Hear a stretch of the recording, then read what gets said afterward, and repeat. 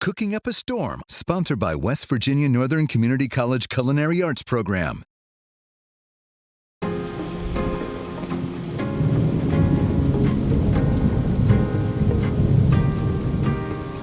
We're cooking up a storm in West Virginia Northern Community College. Joining us for this episode, Darcy Riggs, Chef Darcy. Hello. And Chef Kirsten, who has the best name for a chef. Devine is your last name. Yes, it is. That's your real last name? Yes. Everything you make is divine. Oh, yeah. See, that's perfect. And you're an ex-graduate. You're a graduate. Yeah, yes I am. You're a graduate of West Virginia, 2017? 2017, yes. And then you work now, you help out here? Yes, I help out here a couple times a week or whenever they need me. And I have another job in Cambridge where I work as a line cook. Okay. And you love the program, West Virginia Northern. I do. I love this program so much. So if you want to cook, you want to do this for a career, you want to be a chef, this is the place to come. Yes, it is. There you go. Okay, I love this episode. This is a taste of the tri-state in spring. And as I receive so many emails, you will not believe how many emails I receive about these guys right here, Morels. The Morels. Because they're very weather dependent. When the temperature is like around 70 during the day, 50 at night, you get that soil temperature around 53. Yeah. Not too much rain. Yeah. You need some rain. More rain. I was worried about them this year because we haven't dry. had a lot of rain. Yeah. Yeah. So moist soil conditions, and it's perfect. And so how you pick these in the woods? Yeah. So these, actually I lucked out. Can I grab one? Oh yeah. Okay. So the darker ones are what they call a black morel. Yeah. So this is a black morel. I lucked out because these are actually growing in my yard. So I didn't have to go too far. So if I'm frolicking in the woods and I come across this shroom and I pick it, how do I know this is not going to poison me? So again, or make you me should hallucinate? always, this is where I do the disclosure. Yeah. You always want to consult a mushroom expert or books or things like that. Where is the mushroom expert that I need to consult? consult? Well, you talk to, when I was learning, when I was younger, there was a guy, Fred Walden, actually, he was awesome, and he taught me all these things, and we just have conversations. He'd say, well, I knew what they looked like, but he said, make sure they're hollow. That's the most important part. This is the key. See how it's hollow in the inside? Now, I'm going to cut up one of these now, smaller ones. There are fake morels, right? Yeah, there's what they call a false morel. A false morel. Yeah.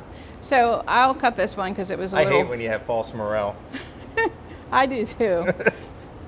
Actually, I'm trying not to cut my hand open. So you can see that it's... Hollow. Look at that. So it's hollow inside, and that's what he always said. We'll make sure it's hollow. But he said look for elm trees that were dying and then had their bark hanging on them. Okay. So you can find them under... Very specific, yeah. Yeah, but it was true because if you went in the woods and you found them hanging, the bark hanging, there were trees that we knew were like that in our woods because this was like a family event. We would all go, my mom, my sisters, and everybody. People, they treat these like gold, and because I receive pictures of them, like, look how big they are, look how many I found. It's like a competition. Yeah, this was like a decent one. Yeah. And you never tell anyone where your spot is. Oh, no, because someone's going to come get them. Yeah. Kirsten's going to come in the middle of the night and start harvesting. So dead elm trees, which most of the elm trees have fallen by now because of the blight. Yes, and make sure you consult your shroom doctor before you do any of this. And you can look in books and things like that, but never pick anything and just think, oh, that looks like a morel, and eat it. And you never want to eat them raw either. No, so you don't want to put it in a salad, cut it up. You want to saute it. Yeah, you want to saute it at least, at the very least. And then we got ramps, which are big around here. These are the ramps. Yeah. These are ramps, and they look like onions, but they have a very pungent, kind of garlicky, oniony... Yeah, and a little bit of black pepper flavor. Black pepper. And now this is what a ramp looks like when you pull it out of the ground. So it has dirt on it. Yeah. So... So these I left with the dirt. Yes. So you could see that. But so typically this, it's almost like when you grow a green onion. It has this like skin. Yeah. So it just like peels off. Right off. So if you have it underwater, it peels off it's really like Shrek. nicely. Remember the layers? Yeah. You gotta peel off those layers. Donkey. Yeah. There you go. So if you clean ramps, they keep in like a reclosable bag. They'll keep for usually up to a couple weeks. And what part of the ramp are we using? The bulb or the leaf? Use all of it. So and there's ramp festivals around here. Yeah, there's and all kinds of. I've even heard of ramp ice cream, which I don't think I would try. I know, that's funny. But so the bulbs like this, a lot of times when they're bigger like this, people will cut them off and they'll pickle those. Okay. So, and these are wild. These grow in the wild, and really they you look at them, they grow in patches. It's not like a bunch of them. They're kind of patchy when they grow. And it's always, in our family, on our family property, they grow on a really steep hill. But it's, some people say an east-facing hill, whatever, like all those things. Yeah. You got to contact your ramp expert. Yeah, I guess it is east-facing, but, it's usually a really steep hill or it's somewhere it's difficult to get to. Going into a valley. Yeah, a lot of times it is. So, in the boondocks. Yeah, usually anywhere, deep in the woods, you'd be pleasantly surprised to find this stuff. And rhubarb really doesn't grow wild around here. You have to plant that yourself.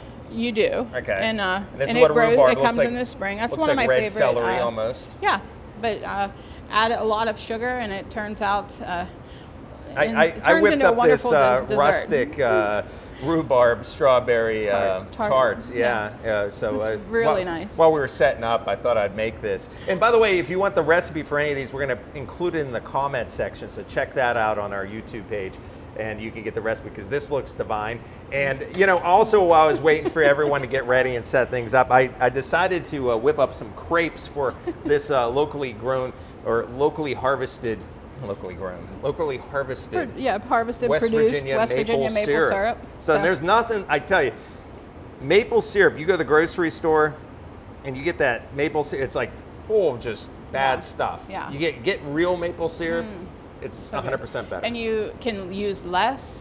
Yeah. And it's just, you lick the plate. Yeah, exactly. So make sure you try that. I don't know, these are some of my favorite spring foods. Okay, so what we're going to do is we're going to show you how to cook with some of these favorite spring items, like the ramps and the morels. So what are we going to start with first? So the morels, okay. These are fresh morels. Yeah. Morels are available dried. There are people actually in our area that sell, like mushroom businesses that sell morels. Okay. And a lot of times what will happen is people will go forage them and they know what they're talking about, and they'll sell them to those people that sell those I just pictured mushrooms like at products, the stuff ball like game. So, yeah. Morels sale.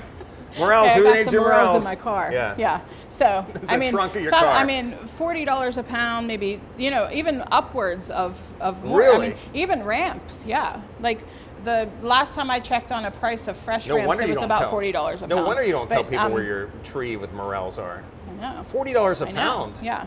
Because these aren't that now heavy. Everybody knows if they can find the apple trees on my property that they'll know where these ones, but I got them all. So okay. And these, and believe it or not, if you do not have any and you don't feel like harvesting through the woods, you can get these on Amazon, which I find amazing that you can get. You anything. Really, truly can get anything on Amazon if you can get these on Amazon. Yeah. Okay, so what are we going to make with these? So we are just going to do a very basic morel and cream. Morel cream. We got the morel here. And we have some toast that we grilled. Okay. Just some French bread that we made. We grilled that off with some butter. You could use this in a pasta if you wanted to, right? Yeah. And you can add. When I do anything with morels, I like to make it very simple because I don't want to taste salt or garlic or anything else. What about on top of a steak? Yeah, really? Definitely. Yeah. That's some clarified butter. What makes that butter clarified? We clarify it by the 15, 20 pounds. The milk solids will separate. So it's also known as a ghee. A lot of times, yeah. So you can buy this too, but it's simple to make. But there are no milk solids in that, so it's not going to burn as easily. So, but you can see it's starting to shimmer. So do we want to throw these guys in? Yeah, I think I'll still pick them up a little bit. You're going to pick them up? Put them in, yeah, just in case there's some water. Okay, we're not sizzling yet. Nah. Now these were dried, and when they come dried, how do you get them plump again? You just add a little water? So I soaked them for probably about a half an hour. Half an hour? And then drained them off. They plump right back up. Yeah, I just didn't want to. Like a ballpark hot dog. I was afraid that I was gonna, it was gonna start. So. Look at that flip. Good flip. Oh man, look at that. That one, you almost lost, but it came right back. It's impressive. So, I can really smell it. If you want to just do a little pinch of salt, little pinch of salt on top, little pinch of pepper, a little bit, and then because I don't know where you guys get your morels from, but they don't come salty. Yeah, they're not salty at all. So. And what a little pepper. We've got to season it. Yeah. Season. Yeah, and just shake that pan a little bit. We're gonna cook those If I shake this pan, you're gonna have morels all over the place. You haven't been practicing? No, I haven't. Chef Chris would yell at me. A Brillo pad. Okay, and that's heavy cream there? Heavy cream. We're gonna add all this heavy cream? Yeah. While the heat's on? Yeah. Yeah. It's not gonna curdle? No, it'll be fine. Just shake it. And then we'll let that shake your morels. That cook a little bit. It'll the morel of this story is we can taste it and see if you want to. And what would you would just eat this just like this? Yeah, you can. This is it's good already. It's good already. Yeah. This is my first morel, everyone. First ever. I've heard so many about these over the years. Received so many pictures about the morels, and this is my first one. I feel like I'm gonna like burn my tongue if I put this in my mouth though. You might. I'm gonna turn it off. Cool off morel. Okay.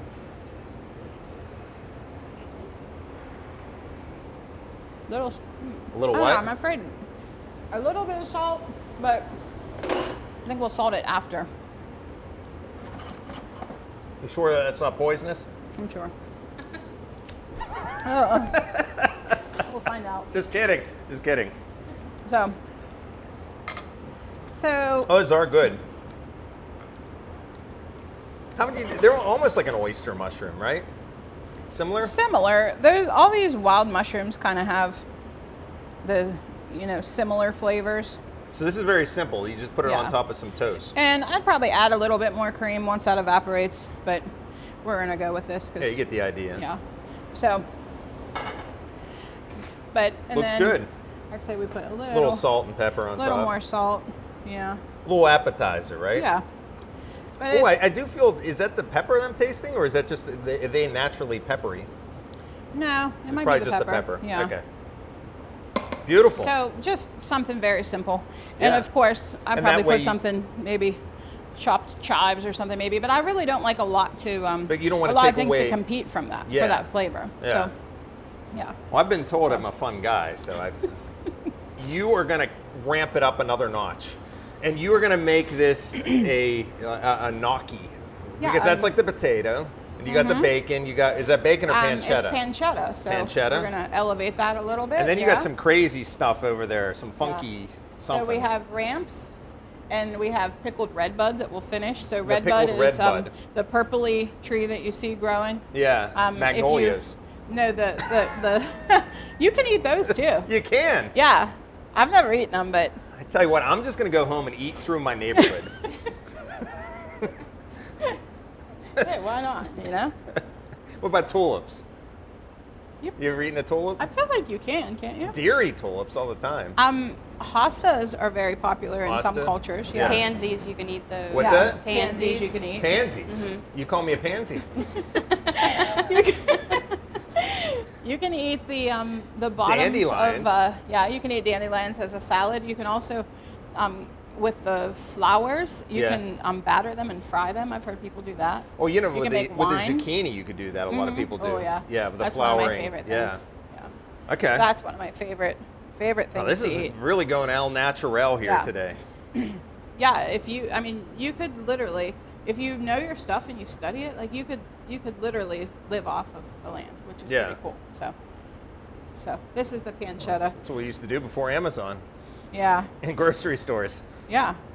So this is house-made pancetta. You guys we make this here. The students make the pancetta. Yep. Mm-hmm. Spatula over here, please. Thank you. Not from Parma, but from Wheeling. Mm-hmm. Yeah, so we make our own bacon, and it's sausage. Pancetta is basically like an Italian bacon. Mm-hmm. Not a Canadian bacon, Italian bacon. Yeah. All these countries have their own versions of bacon. I know. You think it would just come up with and one version of bacon. Too. We make our own prosciutto. You saw that before. Here. Yeah. That's very I thinly sliced. Most pancetta is. Yeah. I have a little thicker in some areas. I did it by hand. I feel like when you have a diced when you dice pancetta, it's thicker, but it's diced. But yeah, I don't know. I think I prefer it a little thinner. Yeah. So. Cooks faster. Mm-hmm. Okay, so that's our base. You're gonna get the fat down on this. So that's like I love cooking with even when I make burgers on my griddle. Yeah. Get the bacon down first. Get that grease down. Yeah. Then I like to take the onions, and then I like to just put the onions right in that, cook it in that bacon grease, and it gets. And that's what you're gonna do here with the ramps, I guess. Because we cook our bacon and then we don't drain that grease. We just put the potatoes in there and the ramps in there, and then we just let it cook. Yeah. So once we're we getting got a little fat out of here, but we're not getting a whole lot of fat. That's okay. We can. So we can we'll pretend put a little like clarified butter in there. Yeah. Bacon grease and clarified butter. Yeah. So I cut up the bottom. Yeah. So these ones aren't real big. So these are pretty young still. So they just started growing in the last couple weeks. So this is actually late for them now. So it'll probably be a couple weeks on our property before they get this big on the bottom. So my cousin gets these and they're really big. Yeah. I think he gets them a little further south. So I'm just gonna put all those in. Because we want to taste it. See, it's amazing to me that you're using this part. But I guess a green onion, you do the same thing, right? And it's similar family. I'll take it easy on that a little bit. I don't know. I feel like maybe a little bit. That's a lot of ramp. Yeah, I know. But it'll cook down. It's like a green. Like if you made like broccoli rabe or like something a spinach, like that. You put it wilts. Yeah. Or you can make a salad with a ramp. A lot of people do. They'll make a salad with dandelion greens and ramps. I know when we do our dinners, we do serve ramps cut up on the side, and a lot of people like vinegar on them. So. I tell you, I know you guys can't smell at home, but it has a very fragrant smell. So I probably could have put the rest in there, but we'll take it easy. Well, now we got gnocchi, homemade gnocchi. Yeah, so we just want to cook them ahead of time. Rinse them in cold water, I feel like I always kind of shock them. have to over-pronunciate gnocchi. Can't just say gnocchi. We'll do that for now, and then we'll do another batch. All right. Great flipping. Looks really pretty. Kirsten, you can flip like that? Yes. Okay, good. Well, you don't have to. We're not going to test you or anything. Tell you what, you lose one ramp. Yeah. They're going to take away that diploma. We will plate this a little bit. Sorry. Where does the pink stuff come in? At the end? Is that a garnish? We're gonna top it with that. So this is the pickled red bud, similar to like a caper or something. So it's basically a brine of water, salt, and What's the red bud tree again? It's the tree that you see. It's the national tree or not national, whatever. State tree of West Virginia. Thank you, of West Virginia. So, but it's the tree you see growing on the side of the road a lot of places. So. At the bottom of the tree, you'll find the Morels. No. Wouldn't that be great if everything was one tree? I know, it would be. So that'll just give you a little bit of brininess. Very pretty. Look, it adds a lot of color, even if it, Look at that. That's gorgeous. Too nice to eat. So, did you add cheese to it? Or did I miss that part? No. Well, I should have done that first. That's okay. We'll do it now. What's that little pecorino? Romano? It is. Ray Romano? That's okay. You can still see the red bud. Yeah. So that's okay. Nice presentation. All right. I'd get a good grade on presentation right there. All right. Beautiful. So. We're gonna try a little bit of this. I see a big piece of. I grab my. I'm ready to go. I want to grab this piece of bacon before it. And make sure you get a ramp. Oh yeah. Well, oh yeah, I have a ramp on there. Okay. Okay. I'm gonna lose this guy. I think it needed to be. Nobody look. Nobody look.